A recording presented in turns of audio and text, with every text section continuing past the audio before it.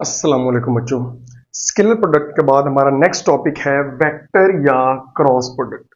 Start करते हैं सीधा सीधा डेफिनेशन से कि हमारे पास बच्चों दो वेक्टर हैं, एक का नाम ए है और एक का नाम बी है। दो वेक्टर को हमने जब मल्टीप्लाई किया तो रिजल्ट्स अगर आए वेक्टर क्वांटिटी तो इसको हम बोलते हैं वेक्टर या क्रॉस प्रोडक्ट। हमने पिछले लेक्चर में पढ़ा कि ऐसा क्यों होता है। अगर दो वेक्टर्स ए और बी एक दूसरे के परपेंडिकुलर हों तो जब इनको मल्टीप्लाई किया जाता है आपस में तो हमारे पास कौन सा रिजल्ट आता है, वेक्टर क्वांटिटी आती है। इसलिए इसका नाम वेक्टर है या क्रॉस प्रोडक्ट। तो इसको रिप्रेजेंट करने का लिखने का तरीका है A cross B is equal to A की मैग्नीट्यूड बी की मैग्नीट्यूड साथ क्या आता है साइन थीटा। अब आपको पता है ये वेक्टर क्वांटिटी है तो वेक्टर क्वांटिटी में मैग्नीट्यूड के साथ चाहिए डायरेक्शन। तो ये जो एन कैप है ये किसको शो करता है, डायरेक्शन। उसके बाद इसकी दो एग्जांपल्स यहां पे मैं लिख रहा हूं। एक है टॉर्क। टॉर्क जो है वो क्रॉस प्रोडक्ट है पोजीशन वेक्टर एंड फोर्स का। ओके, एंगुलर मोमेंटम है cross product position vector and linear momentum. Magnetic force का बच्चों फार्मूला होता है Q V क्रॉस B, ये चार्ज के ऊपर लगने वाली फोर्स। लेंथ के ऊपर लगने वाली जो फोर्स है magnetic force on a length of a conductor, उसका फार्मूला है I L क्रॉस B। तो ये इनमें से जौन सी मर्जी आप दो एग्जांपल दे दो, आपको आनी चाहिए। तो हमारा पहला टॉपिक है, पहला जो इसकी कैरेक्टरिस्टिक्स हैं वो है नॉट कम्यूटेटिव, यानी A क्रॉस B और B क्रॉस A दोनों इक्वल नहीं होते। ये प्रूव करना है। इस प्रॉपर्टी को क्या बोलते हैं, नॉट कम्यूटेटिव। तो बड़ा सिंपल सा है, एक वेक्टर में A बना रहा हूं और एक वेक्टर क्या है B। तो जब हम इनका क्रॉस होगा A क्रॉस B जब हम करेंगे तो आप राइट हैंड रूल का यूज करते हैं इसकी डायरेक्शन फाइंड करने के लिए वेक्टर। तो यहां पे मैं बना रहा हूं, हमारे पास ये चलो ये एक वेक्टर कर ले, मुझे यही मिला है। एक ये वेक्टर A और ये B, ये यूं पड़े।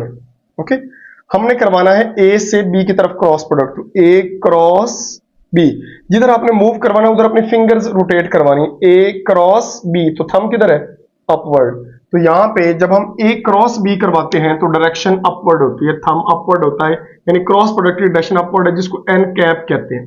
तो इसको लिखेंगे ए बी साइन थीटा और साथ क्या आ जाएगा एन कैप। ये जो साइन और कॉज वाला कंसेप्ट है मैं स्केलर प्रोडक्ट में करवा चुका हूं, वहां देख सकते हैं। ठीक हो गया। अब मैं एक और काम करता हूं, मैं यूं करता हूं ए इधर रहने दो, बी इधर रहने दो। अब मैं करवाता हूं बी क्रॉस ए। तो बच्चे ये देखना, ये ए था ये बी था, तो अब मैं करवाता हूं बी क्रॉस ए। ये बी है तो बी से अपना हाथ किधर लेके आऊंगा, ए की तरफ। तो थंब किधर है, डाउनवर्ड। तो जब हम बी क्रॉस ए करवाते हैं तो डायरेक्शन चेंज हो जाती है। अब डायरेक्शन है माइनस एन कैप, पहले प्लस था तो अब इसको हम क्या नाम देंगे, माइनस का। तो बच्चे हमारे पास अब जो फार्मूला आएगा बी क्रॉस ए का वो आएगा ए बी या बी ए साइन थीटा, साथ क्या आएगा माइनस एन कैप। तो इसको मैं यूं लिख सकता हूं b cross a is equal to minus a B sine theta n cap. तो देखो बेटे माइनस बाहर निकाला। अब देखो मतलब ये हुआ ए क्रॉस बी का आंसर ये आ रहा है, बी क्रॉस का आंसर ये आ रहा है। इसका मतलब है बी क्रॉस ए में साथ क्या आ रहा है माइनस। तो ये दोनों इक्वल नहीं हुए, तो इस प्रॉपर्टी को हम बोलते हैं नॉट कम्यूटेटिव, यानी A cross B is not equal to B cross A. तो ये सिंपल सा इसकी पहली कैरेक्टरिस्टिक्स है। दूसरी है परपेंडिकुलर वेक्टर, यानी दो वेक्टर है हमारे पास, एक का नाम ए है एक का नाम बी है, दोनों परपेंडिकुलर हैं। तो अगर मैं इनका क्रॉस प्रोडक्ट लूं तो क्या आएगा, बड़ा सिंपल है, A cross B is equal to A B sine 90 degree, साथ एन कैप आएगा।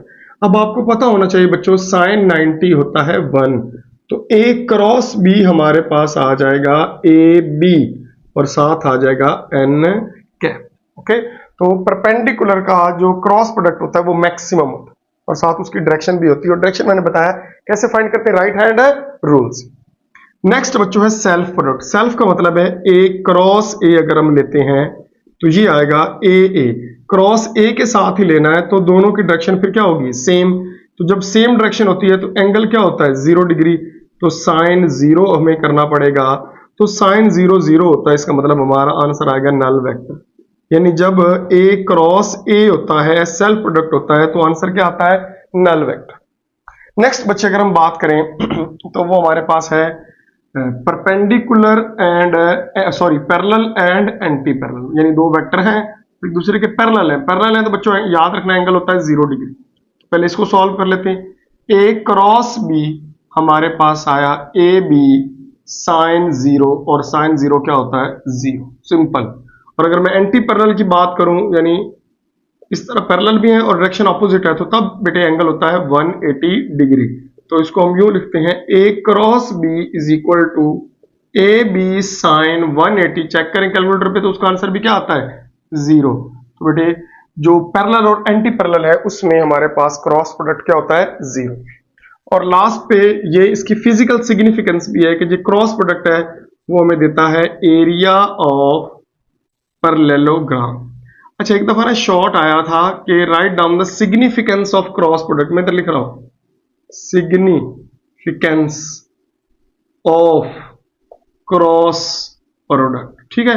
यानी क्रॉस प्रोडक्ट की सिग्निफिकेंस क्या है, यानी इससे हम क्या कर सकते हैं, तो उससे हम एरिया ऑफ पैरेललोग्राम फाइंड कर सकते हैं। तो ये इसकी फिजिकल सिग्निफिकेंस, उसमें आप लोगों ने इसको एक्सप्लेन करना है। हमारे पास एक वेक्टर ए है, एक वेक्टर बी है, दो वेक्टर।